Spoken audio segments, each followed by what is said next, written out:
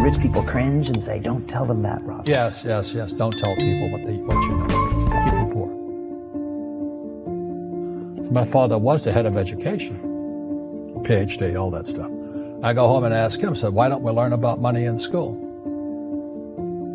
And he looked at me and says, because the government doesn't let us teach that subject. The government tells us what we can teach and what we can't teach. And I thought that was strange. And I said, but aren't we going to school to learn about money? He says, no, your job is to get a job. I said, but you get a job to earn money. He goes, no, you're supposed to just get a job. I went, no. Isn't the purpose of a job to earn money? He goes, you're correct. I said, so why don't I just learn about money? I can skip the job part, you know.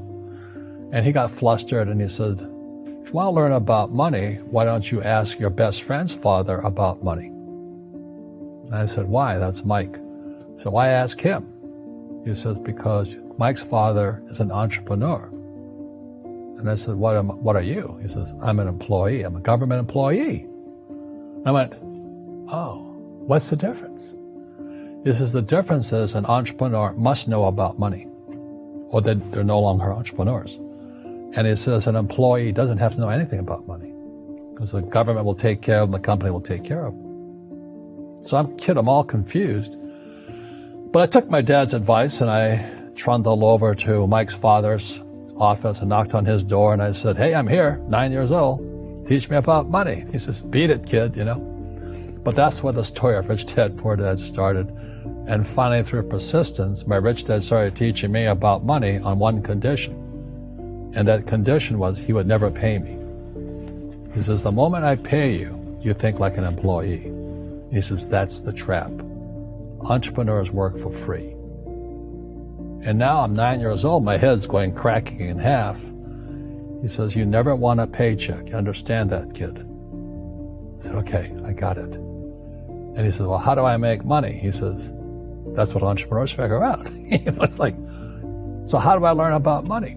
So he would just break out a Monopoly game board. So I would work for free. I'd pick up cigarette butts, and he had hotels and restaurants, and I would clean and do menial tasks.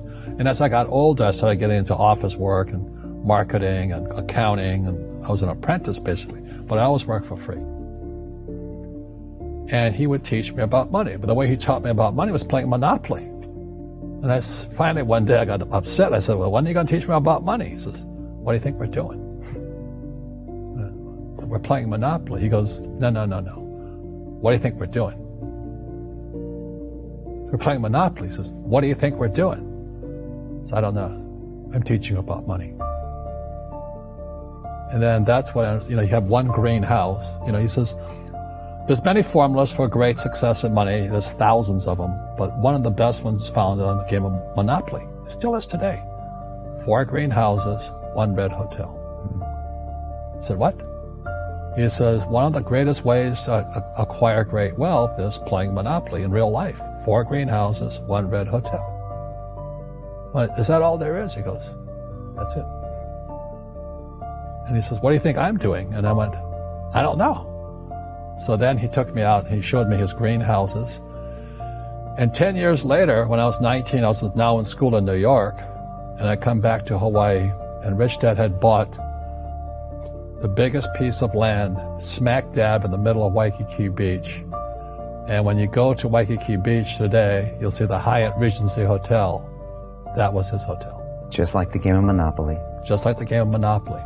Acquired assets, and they became bigger assets. He just kept what's called an assemblage, because that property wasn't that big at the time, so he had to buy out all the small guys.